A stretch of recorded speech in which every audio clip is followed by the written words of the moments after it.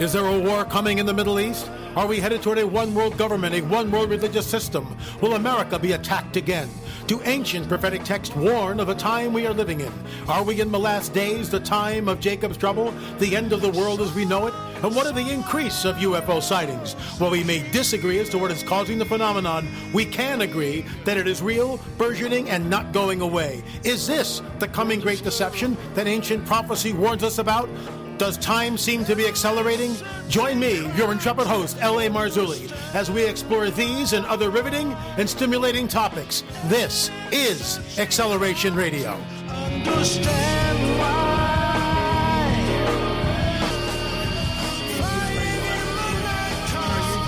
Great to be here.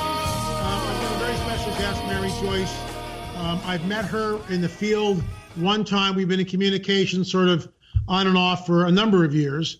And it's an honor and a pleasure to bring her on and talk about all things UFO, or should I say UAP, unidentified aerial phenomena. But I'm already getting ahead of myself. Notice how it's all of us who wore tinfoil hats for decades called them UFOs. But now we're going to call them UAP. This is exactly the same phenomena. But we're going to change the name so it sounds more digestible. But I digress. Let's jump right into this thing. Jeffrey Epstein. This whole thing stinks to high heaven. And the fact that it's way off the news media, no one's really covering it. Nobody's talking about it per se. There was a very interesting thing with Donald Trump and wanting to buy Greenland. And we must ask ourselves, what was that really all about? And I'm wearing my huge tinfoil hat right now because I am a conspiracy theorist. Remember, folks, a conspiracy theorist is anyone who does not hold the accepted party line. So if you think Bigfoot exists, you're immediately a conspiracy theorist. No matter how many footprints or hair samples or anything else, you are a conspiracy theorist. If you see a UFO, you are a conspiracy, and talk about it, you are a conspiracy theorist. If you believe that Lee Harvey Oswald was not a lone gunman and that he did not pull the trigger that day, you guessed it. You are a conspiracy theorist. And I could go on. So a conspiracy theorist.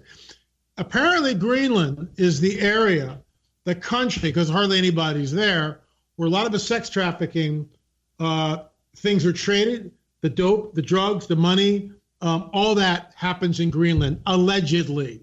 Don't know whether that's true or not, but according to some things that are out there on the net, and who knows, that's why Trump offered that. Is Epstein alive, dead?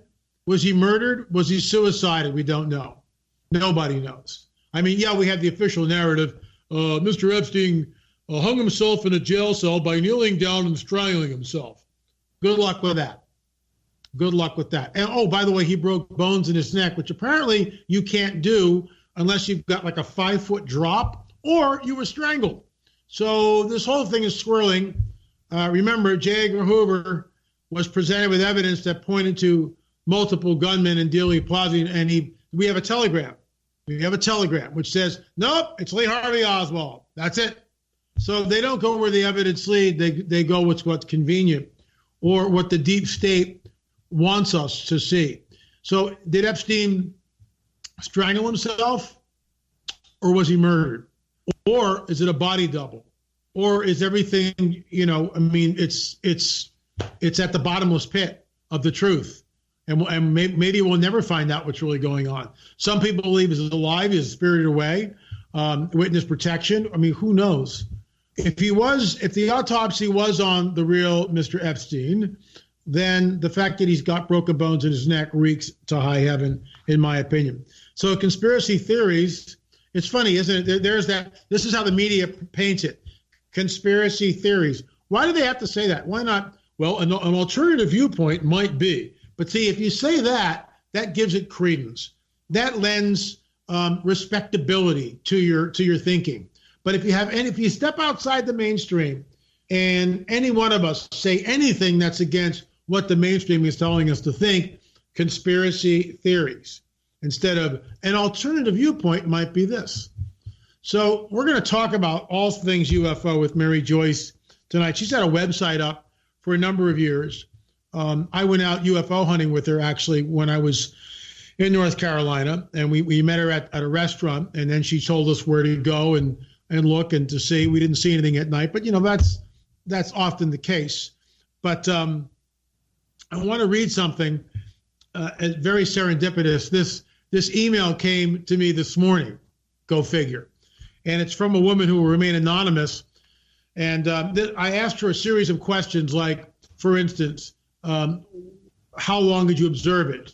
Did the craft make any noise? Did it change color? Were you afraid? Did you have any emotions? All those type of things I began to ask her. So I'm going to read this, and then I'll run the clip, and you can watch it for yourself. So thank you for your prompt reply. I will tell as much as I can. My husband and I have seen orb-like lights in the sky since shortly after moving to our property almost 3 years ago. We live in the country on an acre of land. My husband first noticed the lights or orbs. The first time he told me to come look at something in the sky, there were 3 orbs in the sky to the back of our property.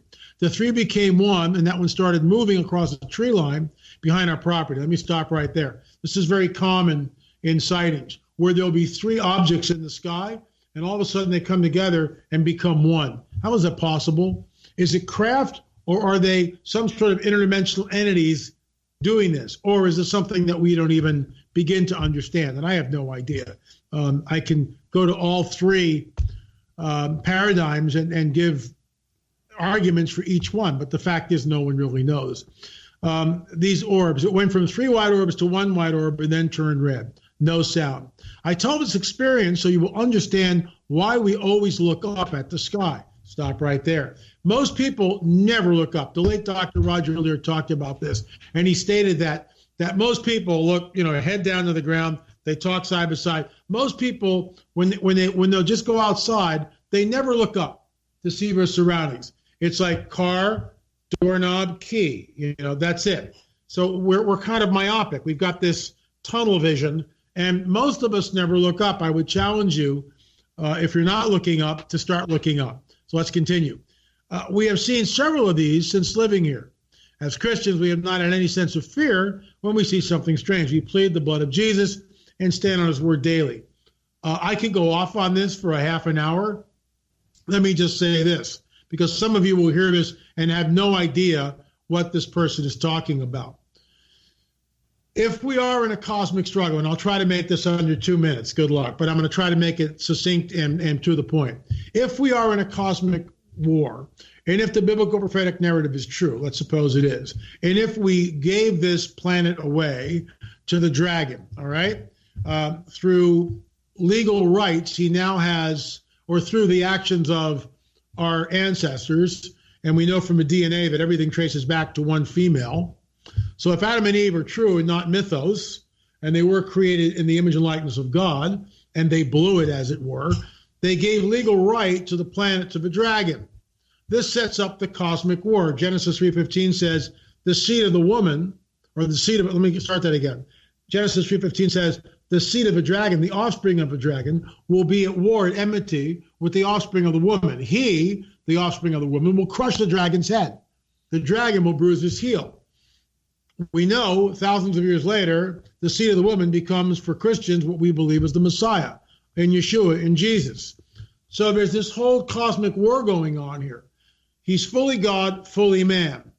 And he is literally tempted in absolutely everything you can possibly imagine. Yet he's perfect in all his ways. This makes him a perfect blood sacrifice offering. You say, LA, that's just barbaric. Why does this have to be? Because the legal protocols of this heavenly cosmic war insist on it. Ever wonder about cattle mutilations and why the blood is taken? I could go on. But when they say they are pleading the blood of Jesus, they go to that event, which changed everything. That spelled the defeat of the dragon. We're not talking religion here, or the stuff that most people sit in a pew and they see some guy drone on for half an hour, and that's all well and good too. We're talking about the severity of a cosmic war, which has been raging in an unseen dimension. And is, by the way, is about to spill over into ours, probably sooner than later. Now, so that's what we're talking about. So let me continue. Now about the red triangle. I take my husband to work every morning around 4:30 a.m. We had just walked to our car in our driveway and we were opening the doors. we always look up at the sky. At first, it kind of looked like it might be an airplane, not the shape, but the lights. It was sort of blinking blue and red, no sound. We both just had a sense that it was something else. I grabbed my cell phone and started taping it, and I'll show you that in just a second. It had moved, so when I found it, I was surprised it was a red triangle. You can hear me in the video repeating it's a red triangle because it surprised me so. I honestly have no idea of its size. I had to zoom in on it to enlarge it to see it better. It stopped or hovered like it knew I was taping it. We've heard this before from witnesses. Some people will go out and they'll call down UFOs. They'll take a laser pointer and flick it in the sky, and all of a sudden the UFO will appear and start blinking back. So we know this cat and mouse game, it's not the first. I have learned to keep the videos under a minute or I can't send them to my email, too big. I was moving again, so I stopped taping and it moved off around the back of our property and came around to the front and left, not close to us. I don't believe they can come onto our actual property, once again, because of the blood of Jesus. This one is different from anything either of us has ever seen or heard of. The triangle craft I have heard and seen from other people's reports was not like this one. Neither my husband nor myself have ever had missing time. It's one of my questions. Have you had missing time? In other words, when you're looking at this, as you're watching the red triangle, and all of a sudden you kind of wake up and it's 3 hours later. So they didn't have that, thank God. I do have videos of some of the orbs we have taped if you'd like to see those. We have made this observation about the orbs in even the red triangle. They can appear as something else. Let me stop right there. I'll tell you a quick story after I get a slurp here. Water, the elixir of life, folks. There was a man, Christian man, who contacted me a while back, and I read his testimony right here on Acceleration Radio. And he was saying that he bought this 30-acre or 20-acre parcel. I think it was like 30-acre parcel north of Sedona, and he would go there, and he and his wife would pray over it. In fact, he was instructed to pray under the earth and above the earth, the sky. And he went from fence post to fence post, claiming the land in the name of Jesus, pleading the blood of Jesus below and above. That's what he was doing. And I realize to some of you that might sound really woo-woo, but millions of Christians understand what that's really about. Millions of others don't. Okay? So with that in mind, he's out there one night. They go fence post to fence post. They dedicate the land below the land, the ground level, and above. He's not sure why the Lord told him to do that, but he was obedient and he did it. So he's out there, and in the distance, he sees a UFO, a light coming at him, and he realizes it's a UFO. And it comes up to his property line and stops, goes to the left, to the right, above and below, and can't move forward. At this point, he rebukes it out loud in the name of Jesus. Now, I'm not making this up.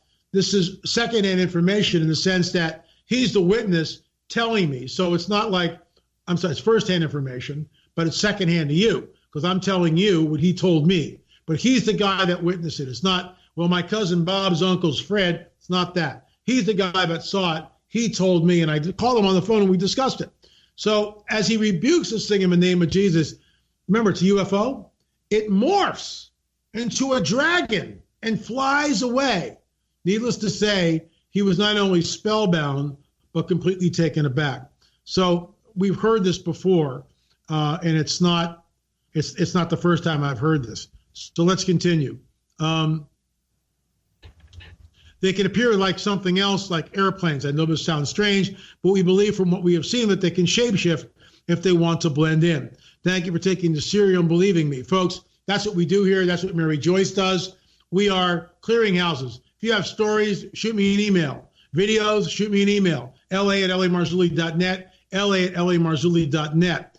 And then she continues, as a side note, when my husband lived in Missouri, he and some friends heard about the Joplin lights. They went to see if they were true, and they saw the lights. So it is true. So here is the video. Let's roll this right now. You can see it right here. It's a red triangle.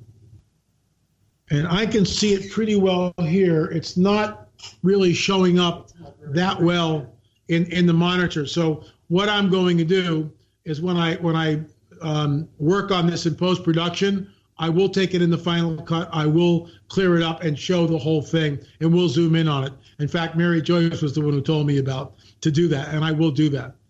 I can see it very clearly on my laptop. It seems there's like a pulsing thing underneath it. What do you think of that?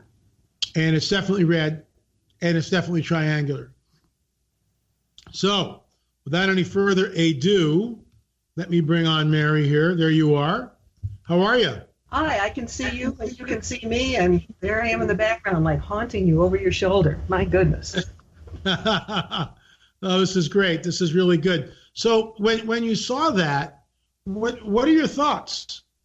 As soon as I saw it, when you sent it today, I took several shots just of, frames, and I blew them up, I zoomed in, and I increased the contrast.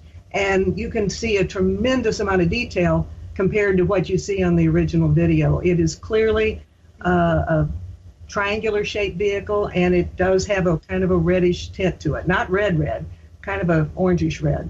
And Yeah. Right, and when you work on that, your viewers will be able to see what we're talking about.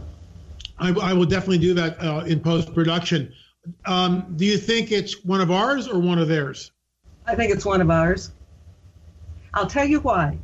Back 21 years ago, a man who worked for Area 51, and he is one of those whistleblowers who can prove that he worked there.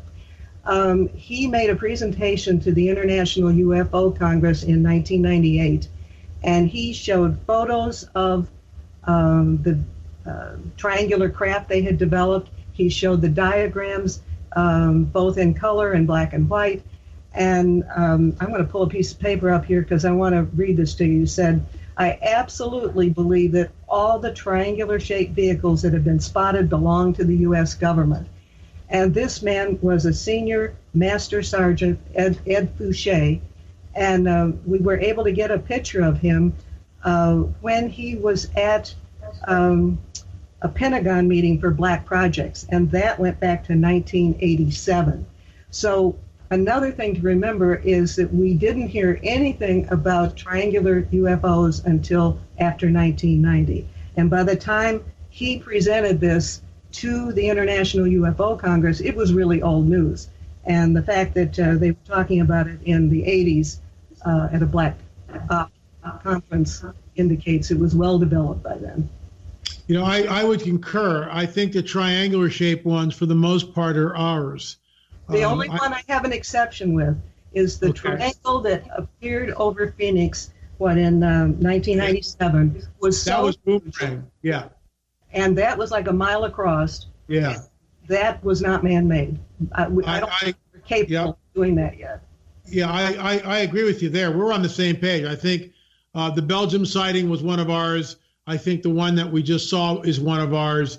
I think that some of these things follow Air Force One around, and I've heard that from insiders who won't come on the record, but they tell me those things, that every time Air Force One takes off, they have one of these things already in the air hovering, and apparently they can cloak, and they can become, apparently, I don't know if that's true or not, but that's what I've been told. And these things follow Air Force One. So everybody sees Air Force One. Meanwhile, they've got this basically a UFO with technology that we'd all die for, flying as a guard. But I agree with you, Mary, that the Phoenix Lights was something else entirely different. That thing was a mile wide. And I've talked to Dr. Lynn Katai. I've talked to Mike Kerr, who was also in Phoenix at the time. I've talked to witnesses like you who were there, and this thing blotted out the stars. Talk about that. What is your research with the Phoenix Lights? Probably not any in-depth research at all. I haven't really taken that on as a project because it was covered really well in the national media. What I do on the website is I try to put stuff out there that I'm not seeing on the national news.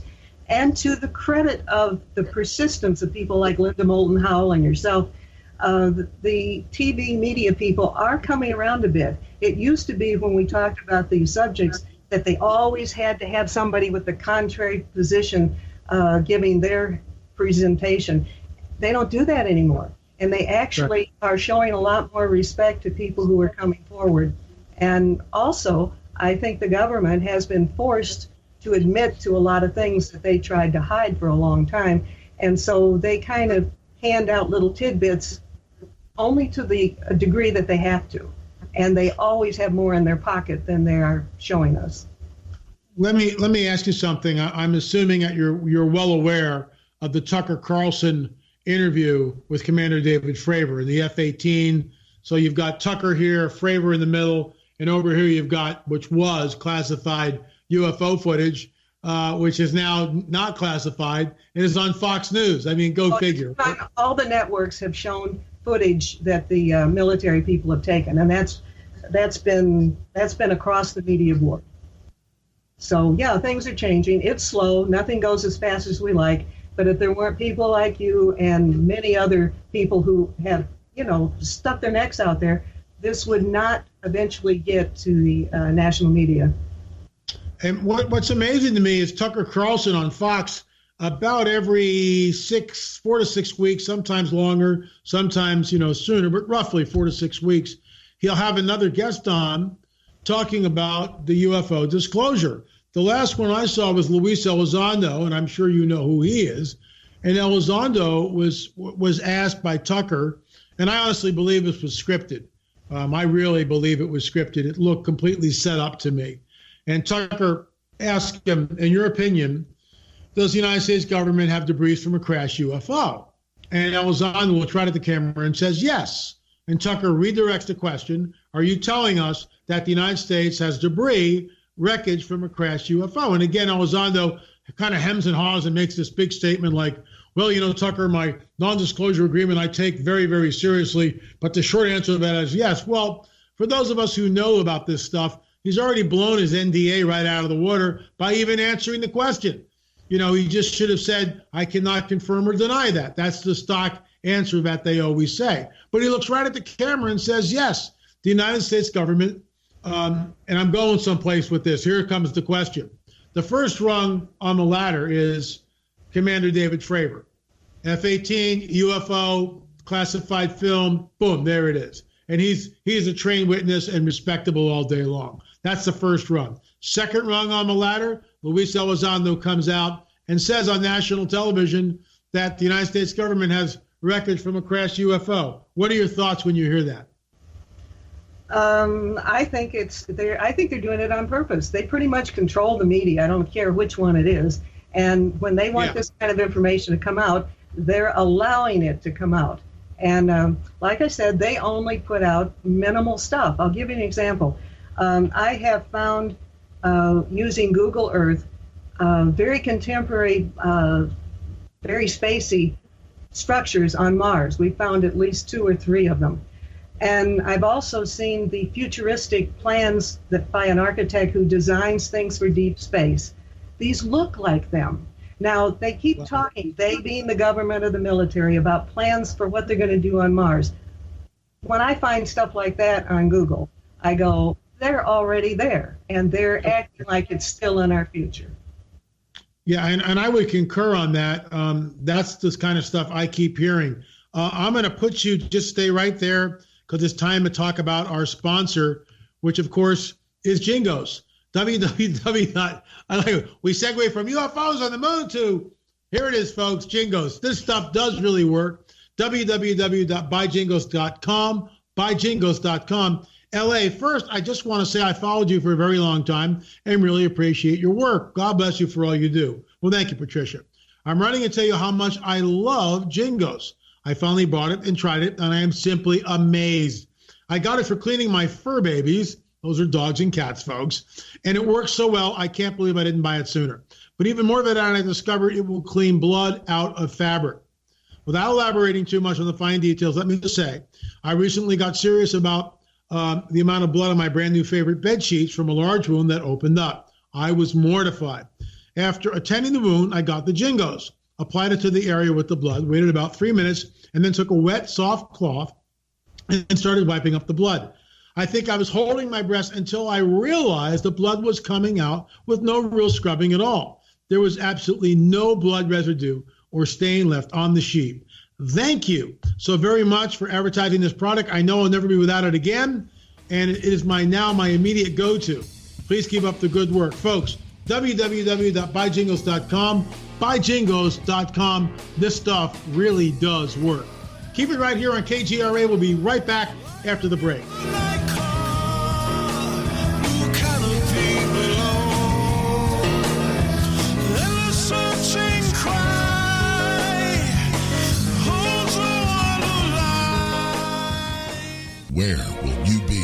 September 13th through the 15th. If you are a critical thinker seeking answers to questions like, what are aliens? Are they demons or visitors from other worlds? Do they have an agenda? And if so, how do we stop them from interfering in our lives? Then the place you need to be is Branson, Missouri, inside the Mansion Theater, as Gen 6 Productions presents The True Legends Answering the Alien Question Conference 2019, featuring writer, explorer, and filmmaker Timothy Alberino, author, lecturer, and filmmaker L.A. Marzulli. Is our planet being prepared for reseeding by non-Earth entities? Find out from publisher Mike Adams, UFO investigator Chase Kletzky, investigative reporter George Knapp, world-renowned researcher and author Steve Quayle, and many more. Reserve your seats or order live streaming now at gen6.com. Hi, Matt Ray with America's First News here, and I have great news for those of you who suffer with debilitating migraine headaches, maybe a loved one or your child does. MigraLief, the nutritional migraine supplement everyone's talking about, now can be found at the vitamin shop stores nationwide and Meijer in the Midwest. For almost 2 decades, hundreds of thousands of migraine sufferers have benefited from MigraLief, and thousands of neurologists and headache specialists recommend it. Why is it popular? It's drug-free and addresses the specific nutritional needs of adults and children who suffer migraines. What's even better, MigraLief comes in a formula you can take daily and one on the spot as needed. So if you get migraines, get your life back on track. Go to MIG911.com. That's MIG and the numbers 911.com. That's also where you can read the testimonials. Or head on over to your local vitamin shop store nationwide or Meijer in the Midwest. If you get migraines, do yourself a favor. Change your life with MigraLief. Are you intrigued by Paranormal Talk Radio? You'll love the new Paranormal Radio app from TalkStream Live. You'll find a great selection of talk shows covering UFOs, ghosts, strange phenomena, and much more. Download the Paranormal Radio app now and start listening to the very best in paranormal talk entertainment, including the network you're listening to right now. The Paranormal Radio app, free in Google Play and the iOS App Store. Your contact for current news and trending topics. KGRAradio.com.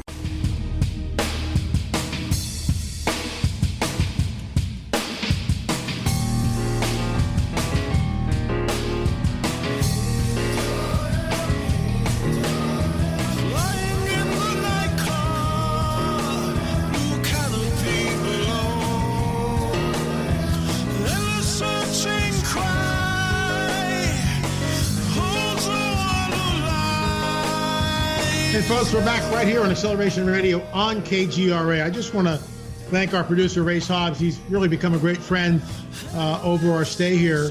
And also a shout out to Chase Klotsky, who really put us together. Otherwise, more than likely, we were looking for a home and one thing led to another, and Chase hooked us up, and then here we are. I think it's either 2 or 3 years now, at least 2, that we've been doing this. And Race was able to get us into the UFO conference at up in the Ozarks, which was a real honor, and I was one of the keynotes there. So that kind of blew me away. That it was about 300 or 400 people, and it was just a great romp. But I will be at the True Legends Conference answering the alien question, Branson, Missouri, September 13th to the 15th. That is going to be an amazing conference. And if you have not yet signed up for it, there still are tickets available. TrueLegends.com. Take a look at the roster. Steve Quayle, Timothy Alberino, yours truly, L.A. Marzulli, Chase Klotsky, Gary Stearman, whom I affectionately call Elder Brother. And I think Gary's going to be giving us something that most people have not heard. Michael Schratt, Hugo DeGaris, and George Knapp. It's a heck of a lineup, folks, and you'll want to get tickets. You'll want to get there. I'll be at my table. I love talking to people. I'll bring my cameras. We'll be recording people's testimonies, as we always do. And we'll also be ministering. If you're being abducted and taken and you're not sure how to get out of that, we will definitely pray with you and see if we can break the abduction cycle. And we have been successful with that with some people. So you'll definitely want to check that out. TrueLegends.com. Also, folks, Trail of a Nephilim, Episode 3, Secrets of a Supernatural, right here. I will be on Coast to Coast tonight. And so by the time I post this up on YouTube, you'll have about 24 hours with the offer. What we're doing is we're offering, and this is probably the best offer we're going to do, all 3 videos for $29.99. So you basically save $20. You get one free. So you get Mysterious Mound Builders, Mathematical Mysteries of the Mound Builders, and Secrets of the Supernatural, which is right here. And Voices from the Other Side. This is the new one. And the reviews so far from people who have seen it have been off the hook.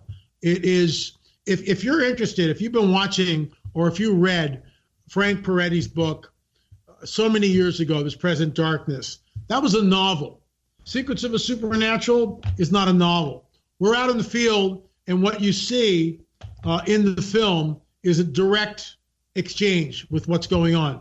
As I said before, I truly believe that these sites are Nephilim sites.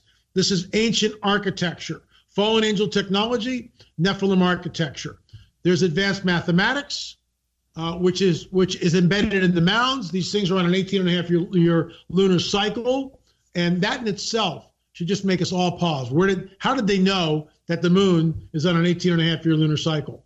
That was handed to them, in my opinion. It was handed to them because you go back 2,500, 3,000 years ago, and it's extremely difficult. You've got no surveying equipment. Calculus hasn't been invented. Trigonometry hasn't been invented. So how the heck can you even plot the moon's waxing and waning? How can you plot where it comes up, where it goes down, and the different positions? And if you were going to do that, and here's the kicker, let's say you would know when you entered the data. Are you starting to observe in year 4, in year 12, in year 7, in year 13, in year 1? You don't know. You don't know where you are. In other words, in order to know that the moon is on an 18.5-year lunar cycle, one needs to observe the moon every night for 18.5 years and then plot that data and then figure out, oh my gosh, look, the data over here is exactly like the data we got way back here, day 1, but now we know it's 18.5 years, and that's how you would know. How was that done 3,000 years ago? And no one has been able to answer that question.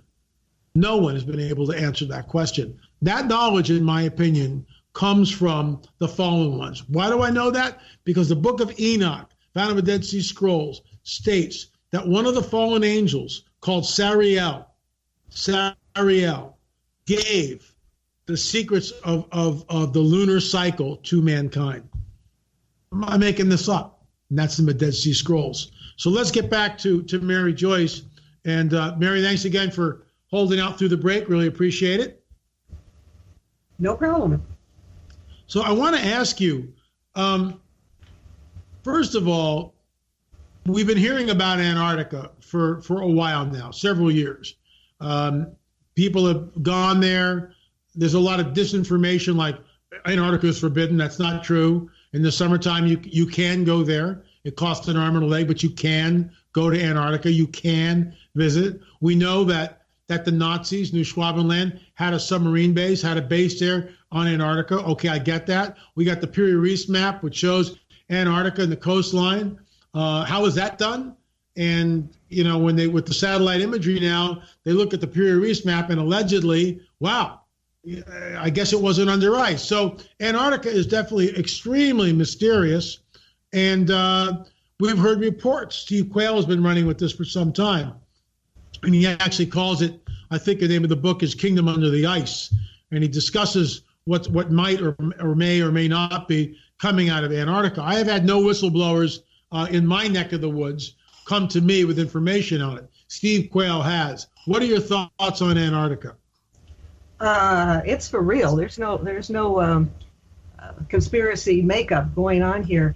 And I'm going to do a little plug so people can see visual things for themselves. At skyshipsovercashers.com, on the homepage, you can just click on Global Links, which is on the left-hand side, and scroll through what we have there. And just go by the pictures. You will see a whole lot of things about Antarctica. Then you can go into the archives for 2017 and see some more. So for the last 3 years now, we've been doing Antarctica stories. And the one that's probably really worth mentioning right now is, again, Google Earth is very, very helpful. And we found several entrances going into the planet. And one of them looks kind of like a fat mushroom, where it's bigger on top and has a stem that's a little bit more narrow. But it's big enough for major planes like the Airbus or, the big jets to fly in there. It's not small. And before that, it's like a runway. There are, I think it's 18, it looks like they might be lights that lead up there in a straight line. They kind of look like badminton birds when you first look at them, but one or two of them are actually lit up. And people can see this for themselves, and I include the coordinates so people can copy and paste that and find it for themselves, and that always is much more convincing since we live in the worlds of Photoshop. Absolutely. Have you heard of alien bases or actual, I've heard stories like they found an ancient, like we're talking about, ancient civilizations, ancient craft, but I've also heard stories allegedly of seeing beings in the area. What, if anything, can you say about that? At the top of that section, I encourage people to watch a video by Linda Moulton Howell, who's a wonderful researcher. And that whistleblower talks about picking up people who had been out there on a research project. And whatever they saw, they disappeared for some time, and whatever they saw so scared them that when these pilots went to pick them up, they wouldn't talk to anybody. I mean, they were just like people who were shell-shocked.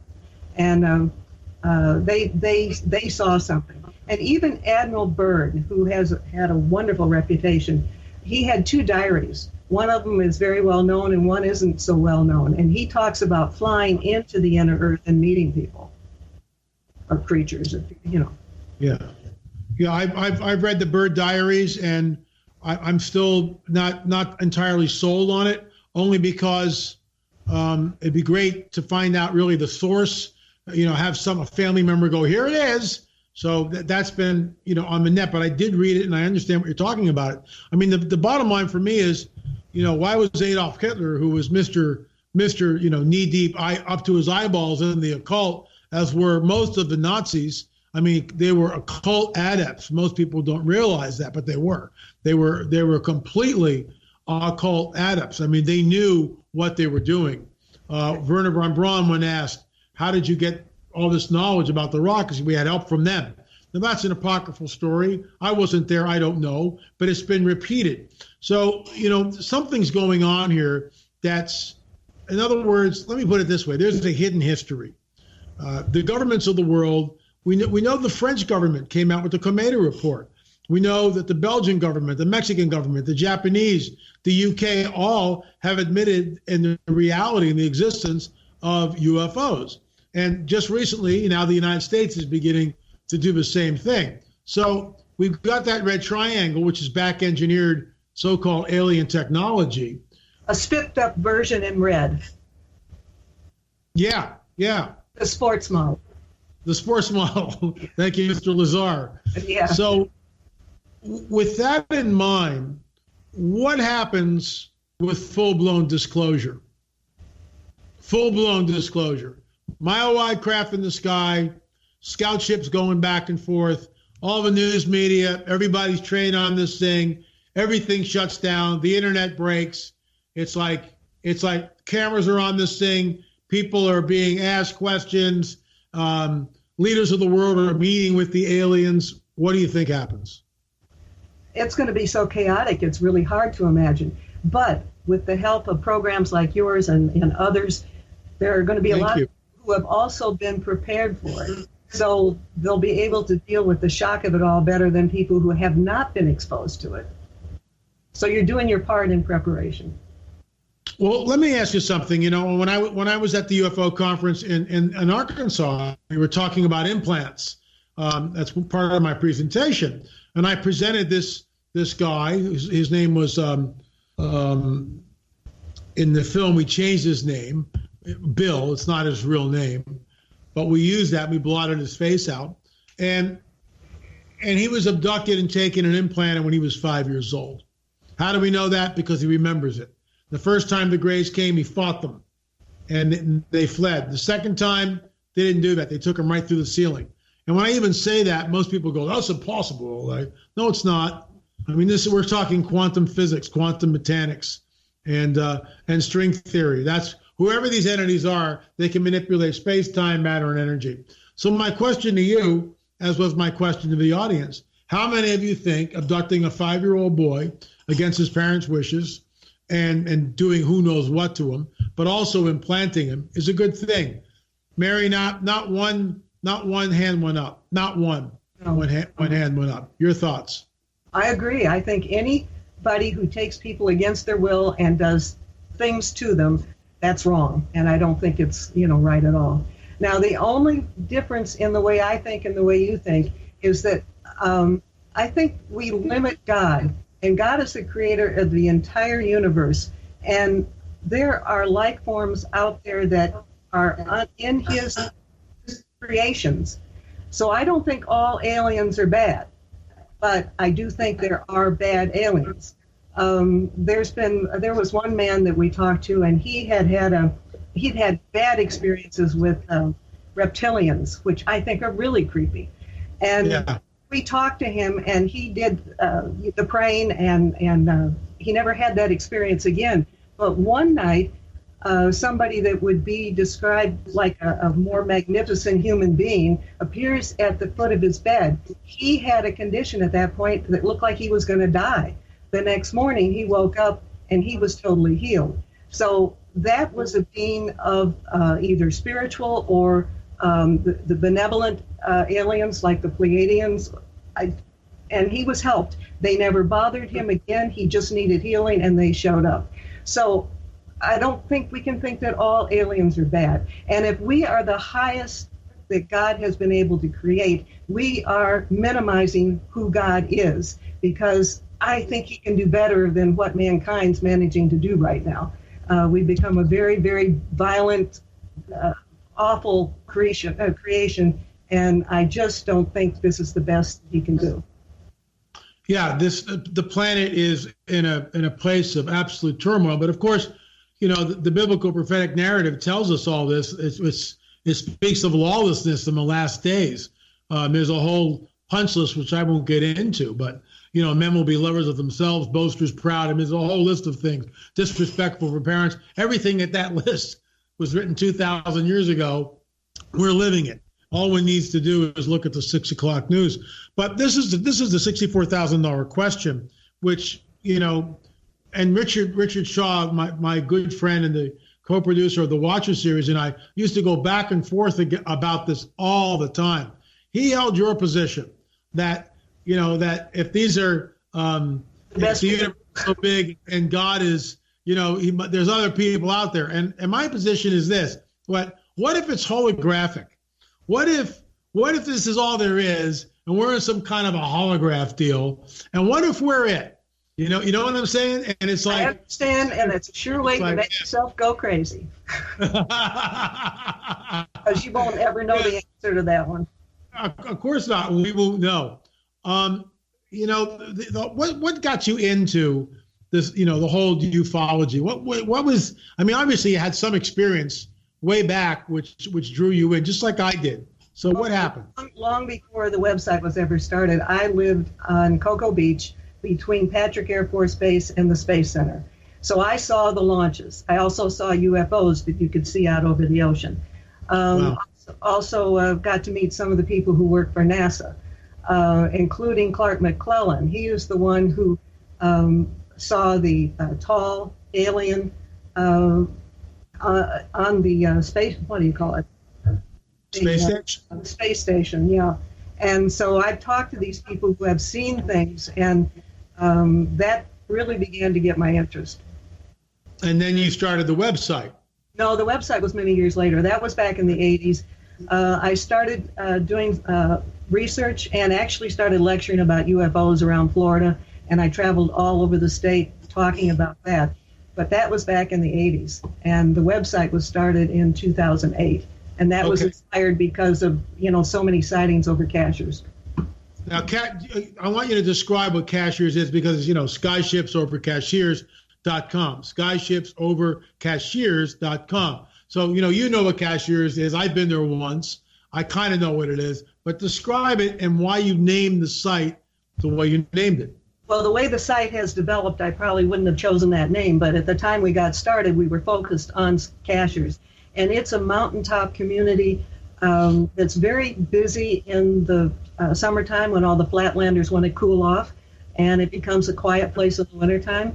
It's not a big place, and it is near a mountain called Whiteside Mountain.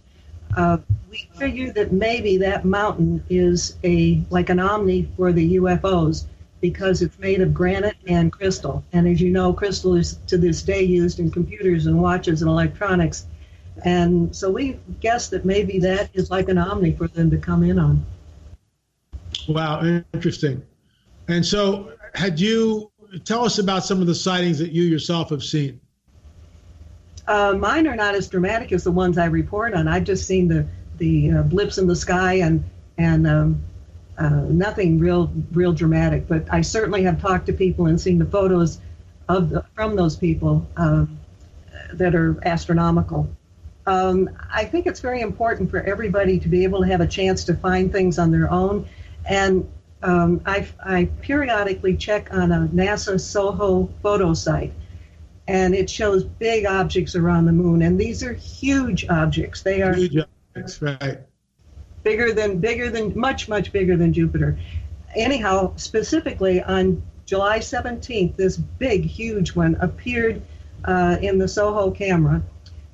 And I just checked it before your show, and it's still there. Now, that's very unusual. That's, I don't know how many days that would be now, but at the time I posted the story, it had been up for a little over 2 weeks, and it's still there.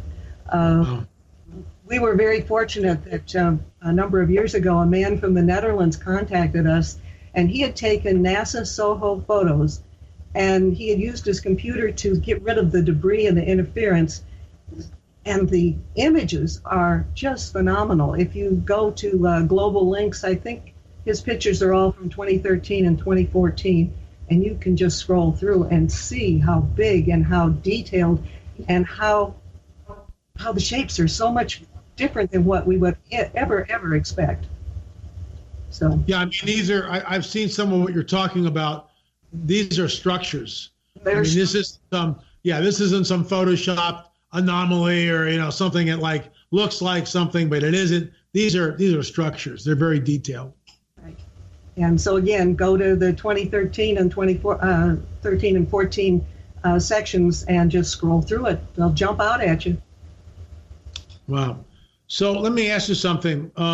We're rapidly moving up into 2020 here. It's going to be here before we know it. We've seen ongoing disclosure, like I mentioned on Tucker Carlson, and it continues. What do you think 2020 holds for us? Just speculate. More of the same. I mean, the governments around the world are being forced to bring out this information. The public is hungry for it, and they're pushing for it. We're just going to learn more and more and more, and more things are going to be revealed. What do you think about the people going to Area 51? I've been there about 3 or 4 times. I think it's stupid. And why is that? Well, they have been so defensive of that piece of property, even when just one person comes up. Something will prevent that from happening. And I don't think they would be beyond shooting somebody if they violated the no trespass laws. Yeah, and the other thing what people don't get, in order to get there, there's only one road in and out. It's basically a 2-lane highway. So they can block the road. That's it. I mean, good luck. That's all they got to do. So it's, I understand the thinking, because it's like, wait a minute. If a couple of million people, they can't kill everybody, right? But they're going to kill somebody. But if a couple of million people do that, we'd find out what's down there. And I think that would be fascinating. So on one hand, I wish it would happen. We have a story by a man who designed the security system for Area 51. He also did security for Air Force One. And I'll try to tell this quickly. He went to Tonopah, where a number of these people were having a report or a meeting. and this plane pulled up right to the door. And this man dressed in very upscale European dress got off, went in, listened to all the reports, made a few comments, and when he did, he spoke in high German, got back on the plane and disappeared. And the man that we interviewed, he has concluded that the Nazis have not died. They've just kind of gone undercover, and they're very much involved in what we do. He was not happy when he learned that. Yeah, He also died mysteriously. His wife thinks he was, put out. You get too close, and let's put it this way: you can't bring thousands of German scientists and intelligence officers in Operation Paperclip into our country. Many of them are bona fide occultists and expect everything to be hunky-dory, because it's not going to be hunky-dory. So, look, I agree with you. We're down to our pretty much of our time. Close us out. What's next for you? What's on your calendar? Well, I just came back from the Alien Expo in Knoxville. It was this past weekend, and I was so happy that they have had that. That was the first one in Tennessee, one of the few on this part of the country. Almost everything happens on the West Coast. And so when these kind of things start moving to this part of the country, apparently that is indicative of great changes coming. Fantastic. Well, Mary, thank you again for coming on the record. Really appreciate it. It's Skyships, www.skyshipsovercashiers.com.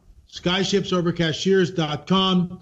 And there's a ton of information there. Thank you for what you do. Really appreciate all your projects. Thank you. Thank you so much. Folks, that's all the time we have for. You've been listening to Acceleration Radio right here on KGRA and on the internet on YouTube. We also are on Vimeo, L.A. Marzulli. Thanks for watching. Remember, we'll see you on the air or in the air. You have been listening to Acceleration Radio Live, and any rebroadcast or duplication of this program or program content without express written permission from the KGRA DB or L.A. Marzulli himself is strictly prohibited. The Acceleration Radio Show with L.A. Marzulli, in direct cooperation with the internet website kgraradio.com. To find more on L.A., visit his website at lamarzulli.net.